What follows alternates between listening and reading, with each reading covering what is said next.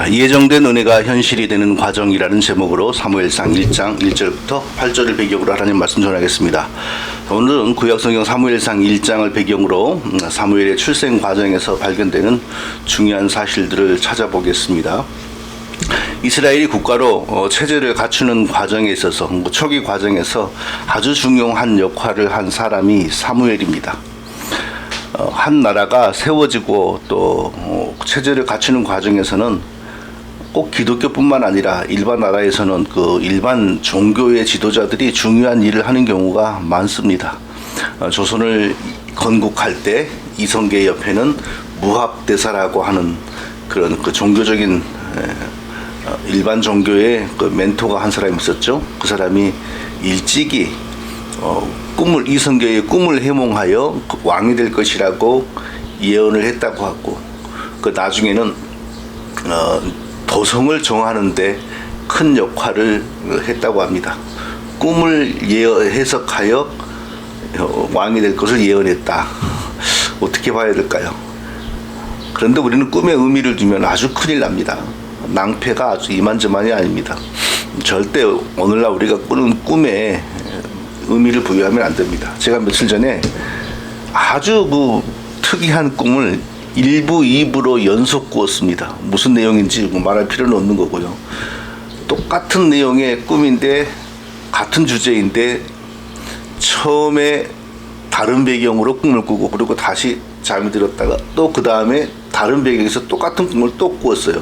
신기하지 않습니까? 그래서 그게 너무 생생하게 생각이 나서 그냥 한번 도대체 일반 사람들은 이런 것은 인터넷에서 뭐라고 해석을 하나 하고, 인터넷에 요즘 다 있지 않습니까? 건강 상담도 하고 그랬더니 그런 꿈이 어떻게 해석이 된다고 일반적으로 그 말을 하냐 하면은 그날 아주 많은 재물을 얻을 꿈이다.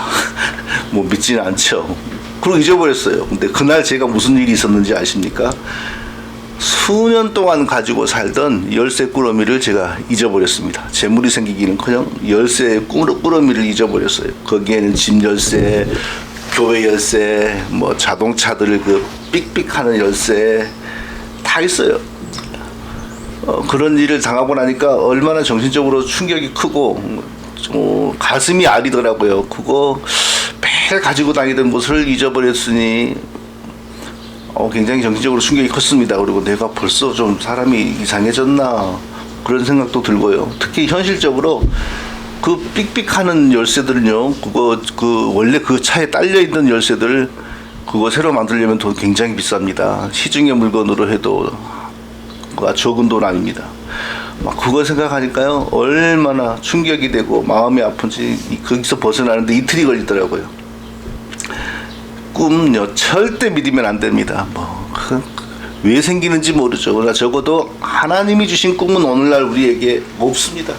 하나님이 꿈으로 말씀한다, 꿈으로 뜻을 보여준다, 그 옛날 얘기입니다. 옛날에 하나님께서 특별한 선지자들, 사도들에게 꿈이나 환상이나 음성을 통하여 계시를 주었습니다. 근데 그 계시가 어떻게 우리에게 작용했냐 하면요, 오늘날 우리가 이 성경을 통하여 하나님 믿는 신앙을 우리가 배웠지 않습니까?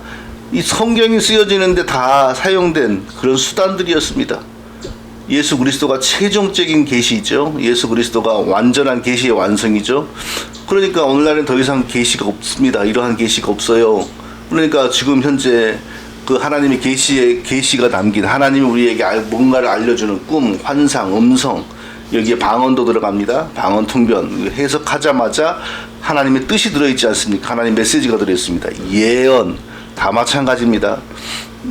오늘날 하나님 그런 걸 주시지 않습니다. 그런데 굉장히 지금 교회에 많죠, 그런 것이.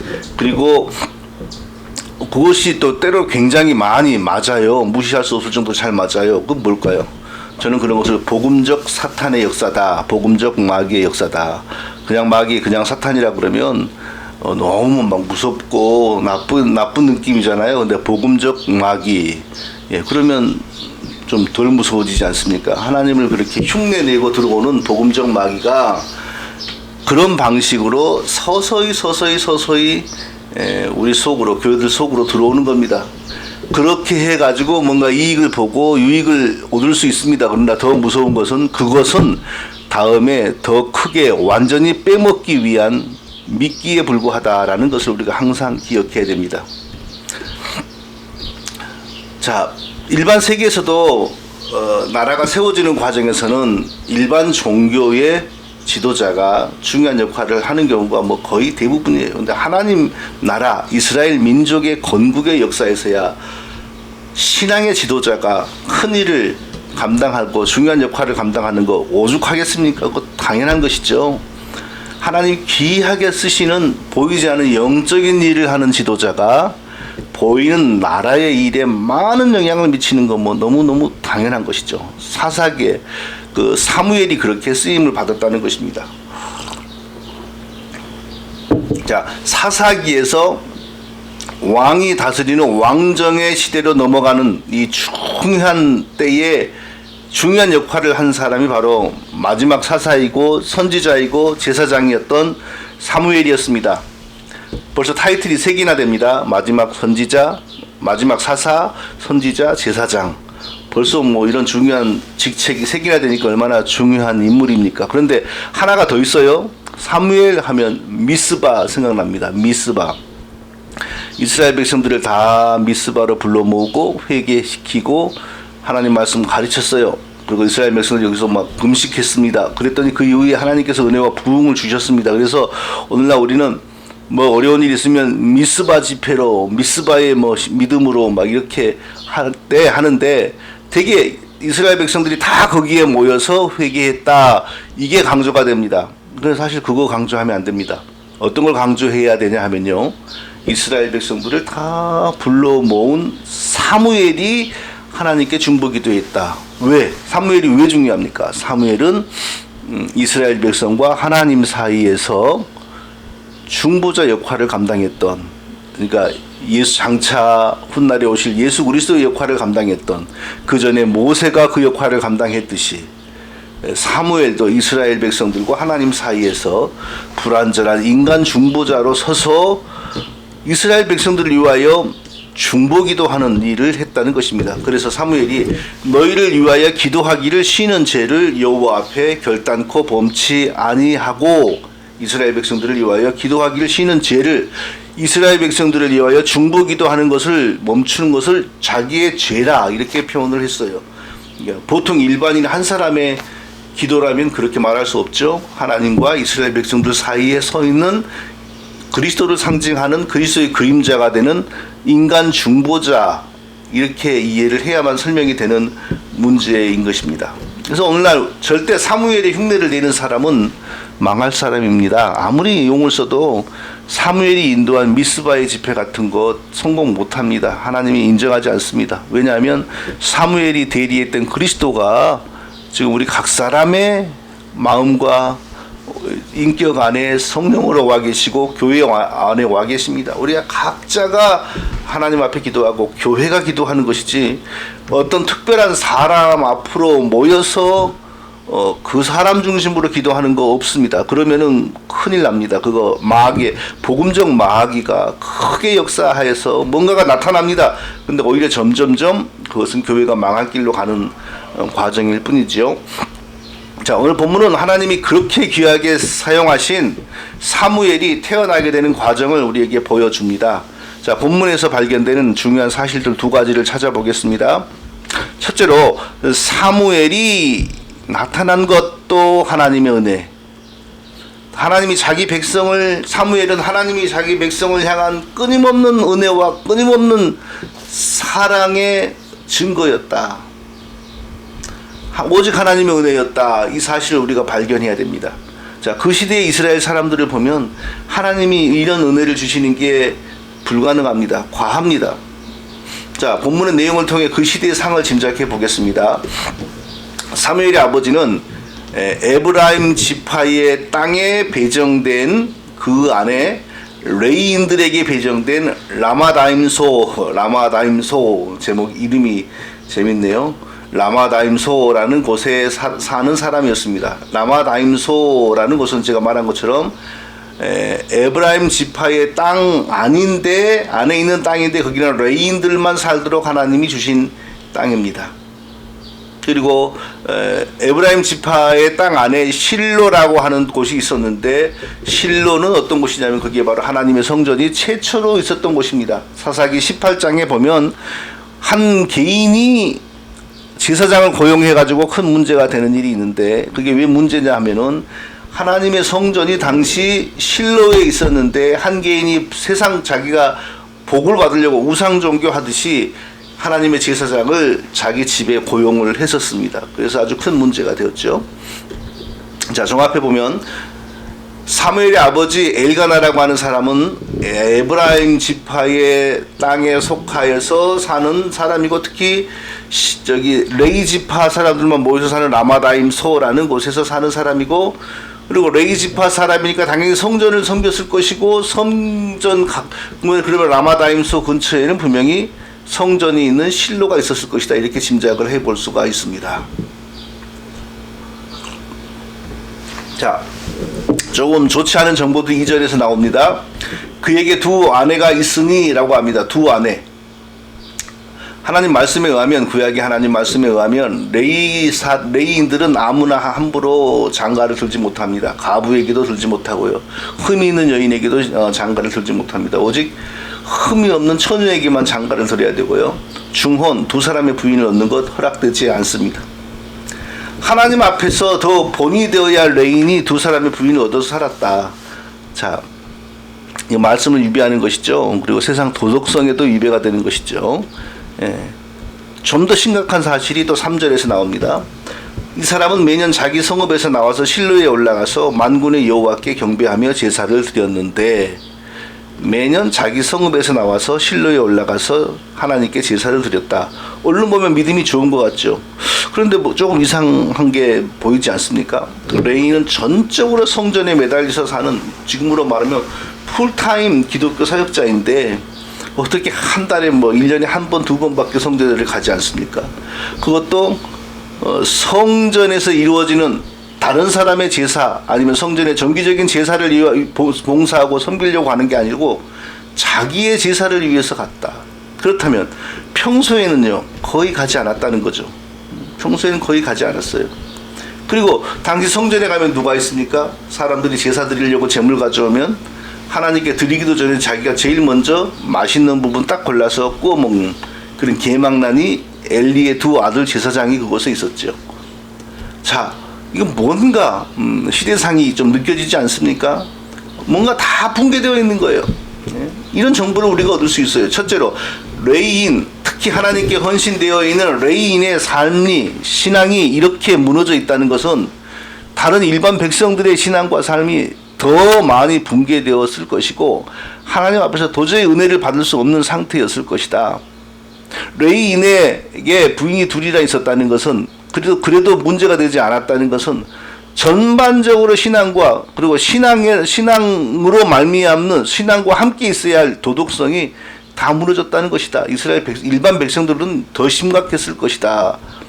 레인이 성전에 매일 가지 않고 거의 가는 일 없고 1년에 한 번이나, 그것도 기껏 자기의 제사 때나 간다라는 것은 뭘 말하냐면, 성전에서 제사가 분주하게 막 매일 드려져야 되는데, 그래야만 레인들의 일이 많이 있을 거 아니에요. 근데 그렇지 않았다라는 걸 보여준 거죠. 그러니까 이스라엘 백성들이 하나님 섬김이 다 바닥으로 무너졌고, 그냥 성전에서 해야 될 의무적인 제사, 소수의 사람들만 있으면 할 수 있는 그런 제사만 드려지니까, 이 사무엘의 아버지 같은 레이인들이 가서 할 일이 없었고, 거기서 늘 살 필요도 없었다는 것을 짐작할 수 있습니다.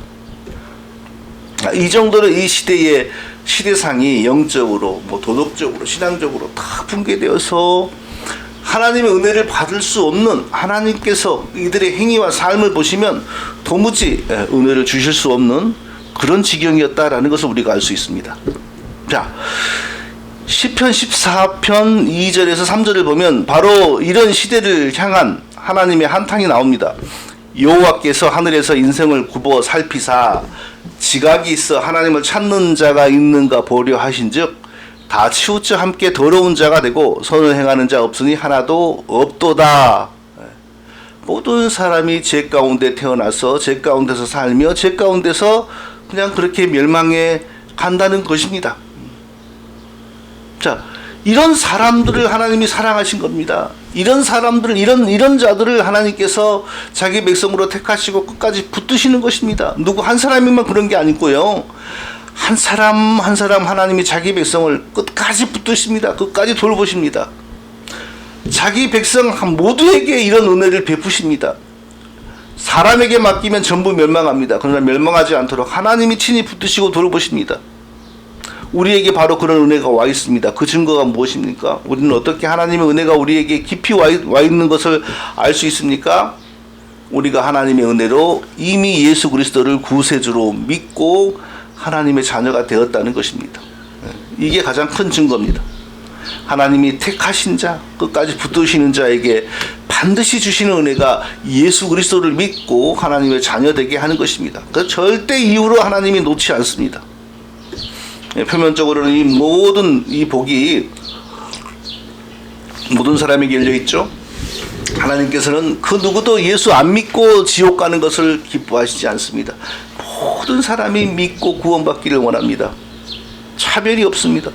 그런데 실질적으로 하나님께서 택하시고 구원받도록 예수 믿는 은혜를 주시지 않으면 한 명도 스스로 예수 믿어서 구원받는 사람이 없다는 것입니다. 우리가 예수 믿고 구원의 확신을 가지고 있다. 하나님이 자기 백성으로 택하셔서 끝까지 붙드시는 하나님 백성, 영원한 하나님 백성 되었다는 확실한 증거입니다. 뭐 사주가 좋고 관상이 좋아서 하나님의 은혜를 받는 거 아닙니다. 하나님께서 영원 전에 택하시고 자기 백성으로 삼고 그리스도를 믿게 하셨으므로 우리가 하나님의 은혜에서 붙들리고 벗어나지 않고 끝까지 하나님의 사랑 가운데 사는 것입니다. 이 사무엘 시대를 보십시오. 사사기입니다. 사사기 끝 무렵입니다. 가장 악하고 가장 부패하고 가장 영적으로 무능한 시대였습니다. 아무도 깨어서 하나님께 애원하면서 하나님 우리에게 은혜를 주십시오. 막 기도했고 눈물을 흘렸던 사람은 아무도 없습니다. 그런데 하나님이 자기 백성을 사랑하사 자기 백성을 향한 열심으로 사무엘을 보내시려고 준비하고 있는 것입니다. 이스라엘 백성들의 믿음에 하나님이 호응하여 준비하신 것이 아니고 오직 하나님의 은혜로 오직 하나님의 뜻 가운데 사무엘을 준비하신 것입니다. 우리가 예수를 보내달라고 구하지도 않았을 때 하나님께서 예수 그리스도를 보내셔서 우리를 위하여 죽게 하신 것과 같은 이치가 보이지 않습니까? 자, 우리는 언제나 하나님의 은혜에 감사하고 찬송 드려야 됩니다. 우리가 은혜를 받을 만하여 주신 은혜가 아닙니다. 우리가 은혜를 받을 만할 때 하나님 우리에게 주시는 게 하나님의 법이라면 저부터 시작해서 우리 모두 하나님 앞에 아무도 살 수 없습니다. 하나님은 창세전에 우리를 택하시고 우리를 자기 백성으로 그리스도 안에서 예정하시고 그리스도 안에서 예정하셨단 말은 예수 믿게 하시는 전제 안에서 우리를 자기 백성으로 삼으신 겁니다. 얼마나 우리가 깊은 은혜를 받았는지. 그러므로 우리가 하나님이 때로 우리의 더 올바른 신앙과 인생을 위하여 징계하시고 때리시는 것도 하나님의 은혜로 감사하고 다시 싸매어 주실 때도 하나님께 감사하고 낮추실 때도 감사하고 높이실 때도 감사하고 언제나 그리스도 안에서 이게 하나님을 알게 하시고 하나님을 섬기게 하신 이 은혜 자체를 감사하는 우리 모두가 다 되어야 합니다. 자, 둘째로 아주 중요한 사실입니다. 창세전에 예정된 하나님의 은혜가 우리의 실제가 될 때, 우리 현실에서 실제가 될 때 반드시 고통과 눈물과 쓰라림과 아픔이 함께 동반된다는 사실입니다. 예정된 창세전에 예정된 우리를 향한 하나님의 은혜, 그리스도 안에서 우리를 향한 예정된 은혜가 우리의 것이 실제로 될 때 반드시 사람은 괴로운 눈물의 길을 통과해야만 한다는 것입니다. 자, 사무엘의 어머니는 어떤 사람이었을까요? 사무엘의 어머니의 이름은 한나입니다. 성경을 보니까 한나는 남편의 사랑이 아주 많이 가지고 있었습니다. 남편의 사랑은 아주 좋았어요. 근데 문제는 자식이 안 생기는 겁니다. 지금도 마찬가지지만 옛날 이스라엘 사람들은 자식이 생기지 않는 것을 하나님의 일종의 심한 말로 저주다 이렇게 이해했습니다. 그래서 자식이 없는 여인은 말 그대로 죄인 취급 받았습니다. 근데 얼마나 힘들겠어요?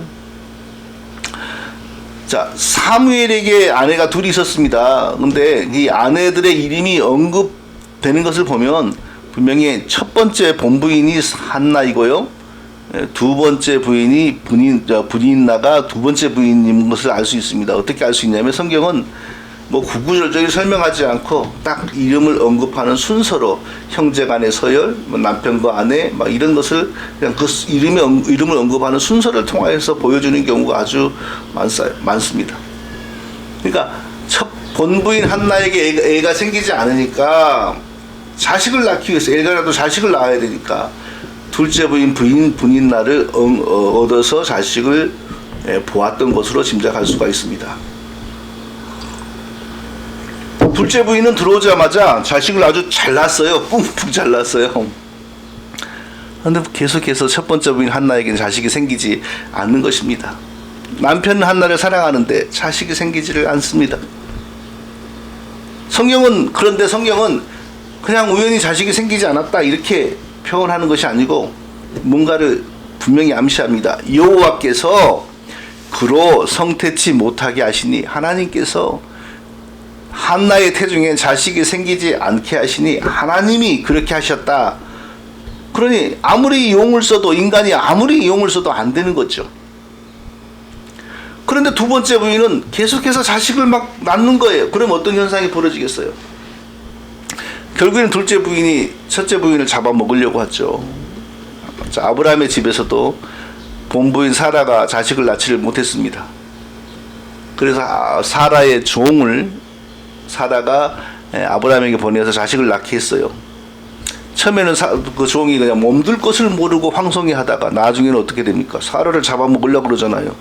그래서 사라가 억울하고 화가 나가지고 막 미칠 지경이 되었어요. 똑같은 현상이 이 집에서 벌어집니다. 그 대적 분인나가 그를 심히 격동하며 번민케 하더라. 여기서 무슨 막 전쟁하는 것 같은 분위기가 나오는데요. 그 대적, 한나의 대적, 얼마나 사이가 나빴으면 그 대적 분인나 이러겠어요. 그러니까 이 둘째 부인, 자식을 많이 낳은 둘째 부인이 한나를 적대시한 거예요. 그를 심히 격동하며 막 자극한 거예요. 잠을 못 자게 만든 거예요. 번민케 하더라. 막 생각만 나면 우라가 치밀고요. 아침에도 생각이 나고 밤에도 생각이 나고. 자, 이런 상황을 뭐라고 표현하죠? 요즘 한국에서 뭐 암 발생 뭐 그렇게 웃기는 말이 있던데요. 아, 그 사람 만나면 암 발생한다. 막 이런 식으로. 이 둘이 만나면 둘 중에 한 사람 암이 발생할 정도예요. 당연히 한나 쪽에서 암이 발생하겠죠. 이 상황이 오래가면. 한나가 아기를 낳지 못한다는 사실이 분인나 둘째 부인에게는 자기의 무슨 자랑거리, 자기의 공로 아니면 자기의 무기가 된 겁니다. 그래서 막 그것을 가지고 무시를 하고 괴롭힌 것입니다. 아, 그러면은 분인나는 아주 못된 사람이고요. 처음부터 심한 말로 못돼 처먹은 사람이고, 그리고 한나는 천사와 같은 사람이었을까요? 그거 우리 그리 생각할 수 없습니다. 성경은 지금 한나에 대해서 조명하고 있는데, 한나는 하나님의 은혜를 받았고요, 택하심을 받았고, 그래서 하나님 믿음을 주셨고, 그래서 막 기도하고, 자, 이런 것을 성경은 기록하고 있어요. 그런데 한나가 한 인간으로서의 어떤 성품, 심한 말로 어떤 꼬라지를 가졌는지 거기에 대해서는 성경은 말하지 않고 있어요. 자, 우리가 잘 알지 않습니까? 믿음이 훌륭한 것과 그리고 어떤 면에서 인간의 그 적나라한 성품이 너무 다른 경우가 많다는 것을 제 자신이 알고 우리가 다 알지 않습니까? 그래서 한나는 천사였고 분인나는 아주 악녀였다. 성경은 꼭 그것을 말하고 있지는 않아요. 그러나 문제는 근본적인 상황입니다. 둘째 부인은 자식을 뿡뿡 잘 낳고 있어요. 그래서 그냥 나쁜 짓을 하지 않아도요, 그냥 자식을 낳아서 키우고 안고 있는 모습만 보면 한나는 암이 발생할 정도로 미쳐가는 거예요. 이 상황이 그런 상황이잖아요. 둘째 부인의 입장에서 무슨 죄를 지은 것도 아닙니다. 그런데 남의 행복을 빼앗은 것 같고, 남의 인생을 망치는 것 같고, 나한테는 정당성이 없는 것 같고, 늘 그런 마음이 있는 거예요. 그런 불편한 감정, 불편한 상황, 거기서 말 한마디만 툭 던져서 상처가 되면 그 다음에는 더 큰 게 오고 가고 주거니 가고, 그러다가 나중에는 분인나가 한나에게 자식도 못 낳는 게 왜 버티고 있어, 나가지, 이제 그렇게 되는 거 아니겠어요? 상황이 이렇다는 거예요. 제 고향에 아들은 없고 딸만 여러 명을 낳은 부부가 계셨어요. 다 돌아가셨죠 지금요. 그 딸 한 명이 제 초등학교 동창이었는데 공부를 아주 잘했어요. 항상 전교 1등을 했고 저는 뭐 1등은 못 해봤어요. 근데 무슨 학교에서 무슨 그때 무슨 경시대회 뭐 이런 거 있으면 꼭 걔하고 나랑 자주 나갔어요. 학교를 대표해가지고. 그 시골의 어른들이 모여가지고 무슨 일을 하다가 그때 무슨 일을 하면은 꼭 막걸리 한잔하고 싸우는 일이 벌어진대. 그런 상황에서 대뜸 그 사람에게 어떤 사람이 손찌검을 하면서요. 그런 말을 하더래요. 아들 하나도 못 낳은 무엇일까 막 이런 말을 했다. 그게 제가 어렸을 때도 간접적으로 들었는데 너무 특이한 말이어서 지금까지 제가 기억이 납니다. 수십 년 전에도 그런 일이 있었어요. 근데 지금 정말 우스운 일이죠. 수천 년 전에 자식을 못 낳으면, 특히 아들을 못 낳으면 죄인 아닌 죄인이었다니까요. 네. 그런 상황이었어요. 이 상황이. 자, 이 상황 속에 자식이 없으니까 한나는 얼마나 속이 상하겠어요. 날마다 자기 입장에서는 둘째 부인으로부터 모멸, 멸시, 천대를 받으면서 날마다 속이 뒤집히는 거예요. 다 있는데 남편의 사랑도 있고 뭐 다 있는데 자식이 안 생기네요. 안 생깁니다. 근데 그 원인이 뭐냐? 하나님이 그리 하신다. 성경이 그렇게 말합니다. 하나님이 그렇게 하신다. 5절 여호와께서 굴어 성태치 못하게 하시니 하나님께서 아기가 생기지 않도록 딱 틀어막고 계신다. 6절 여호와께서 그로 성태치 못하게 하심으로 그 대적 분인나가 그를 심히 격동하여 번민하게 하더라. 하나님께서 그 태의 문을 꽉 막고 계심으로 그 대적 분인나가 계속해서 한나를 조롱을 하고 있다. 하나님이 일부러 한나에게 심한 말로 개무시를 당하고 멸시를 받게 만들고 계신다. 대체 하나님은 한나에게 왜 이러셨을까요? 왜 한나를 이렇게 괴롭게 하셨을까요? 여기서 우리가 아주 중요한 사실을 발견해야 됩니다. 뭐냐면요, 아주 중요한 사실입니다. 우리를 향한 하나님의 은혜와 복은 이미 창세 전에 그리스도 예수 안에서 예정되어 있습니다. 그리스도 안에서 예정되어 있단 말은 우리가 반드시 예수 믿는 게 전제되어 있습니다. 우리 힘으로 믿는 게 아니라 하나님이 반드시 우리를 예수를 믿는 사람으로 만들어서 그 예정하신 복을 우리에게 주신다 이거예요. 그러니까 예수 그리스도를 통하여서 그 은혜와 복이 우리에게 온다는 겁니다. 그 예정된 복이 우리의 실제가 되는 과정 속에서는 반드시 고통이, 눈물이, 핍박이, 괴로움이 있는 상황 속에서 그 복이 우리의 것이 된다라는 사실을 지금 성경이 말하고 있는 것입니다. 예외가 되는 사람 아무도 없습니다. 자, 애굽의 총리가 된 야곱의 아들 요셉을 보십시다. 애굽의 총리가 되어서 애굽 전 지역을 다스리고 먹여 살리고, 그리고 가나안 땅에서 흘러 들어오는 자기 부모 형제를 다 먹여 살리고, 그리고 그 후손들이 이스라엘 땅에서 애굽 땅에서 평안하게 살면서 다 이게 다수의 거대한 민족이 되게 만든 아주 중요한 역할을 한 하나님의 사람이죠. 그런 계획이 하나님은 다 썼어요. 그래서 그가 어렸을 때 하나님이 그에게 꿈으로 그 하나님의 계획을 보여주신 것입니다. 그래서 사람들이 뭐 요새 꿈꾸는 사람, 비전의 사람 이러는데 그거 다 엉터리 소리들입니다. 요셉은 자기 인생을 향하여 꿈을 꾼 적이 없습니다. 뭐 자기 인생을 향하여 비전을 가진 적이 없습니다.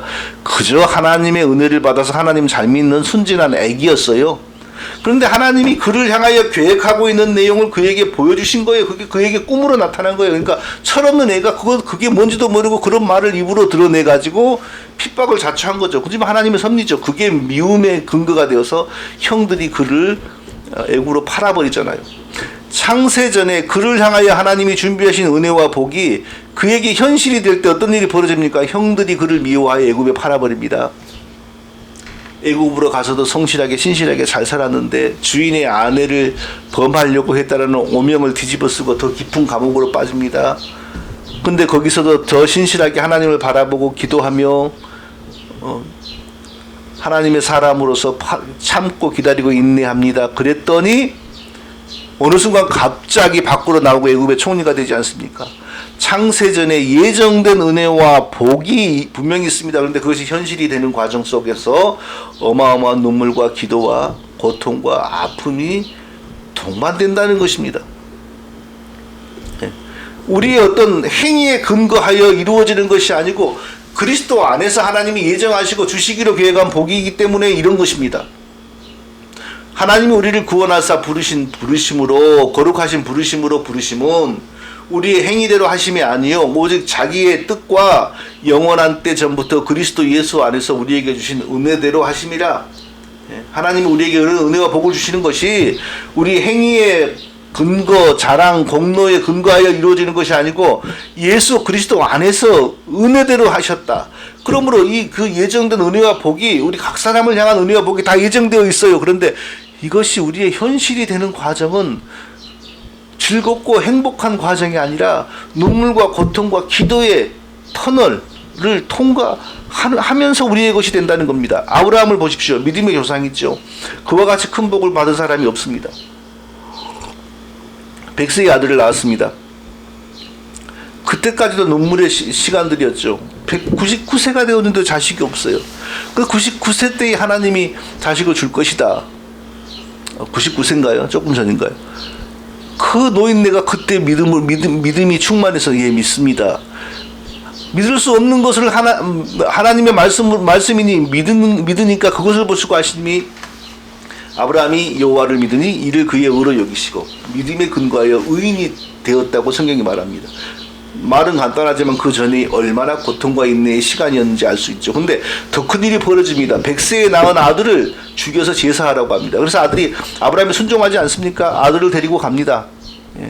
집 근처에서 하면 사람들이 말릴 것이니까 아무도 알 수 없는 곳으로 3일 길을 둘이서 걸어갑니다. 그때 아브라함의 심정이 어떻겠어요? 100세에 낳은 아들을 짐승 죽이듯이 죽여서 제사를 하려고 하는 겁니다. 근데 히브리서는 아브라함은 자기가 그렇게 해도 하나님이 다시 살릴 것을 믿고 그리했다고 합니다. 칼을 실제로 잡아서요 목에 동맥을 치려고 합니다. 짐승 잡을 때 목에 동맥을 치지 않습니까? 칼을 잡아서 정말 동맥을 치려고 할 때 이삭도 참 특이하고 대단한 사람이죠. 그 15살, 16살 그러면 얼마든지 반항할 수 있을 텐데 가만히 있지 않습니까? 아비를 잡아 죽이는 그 심정, 그게 바로 하나님이 독생자 예수 그리스도를 우리를 위하여 십자가에 매달아 죽이는 그 심정을 상징하는 겁니다.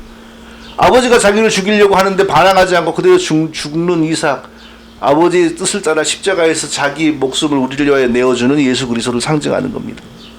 창세전에 아브라함과 이삭을 향한 어마어마한 은혜와 복이 예정되어 있습니다. 그런데 그 복이 아브라함에게 실제가 되고 이삭에게 실제가 될 때는 어떤 일이 벌어집니까? 바로 이런 눈물, 고통, 핍박, 사람으로서는 감당할 수 없는 괴로움, 아픔, 그게 현실로 복과 은혜와 함께 다가오는 거예요. 거기를 통과하고 넘어서야만 하나님이 예정하신 복과 은혜를 받을 수가 있는 것입니다.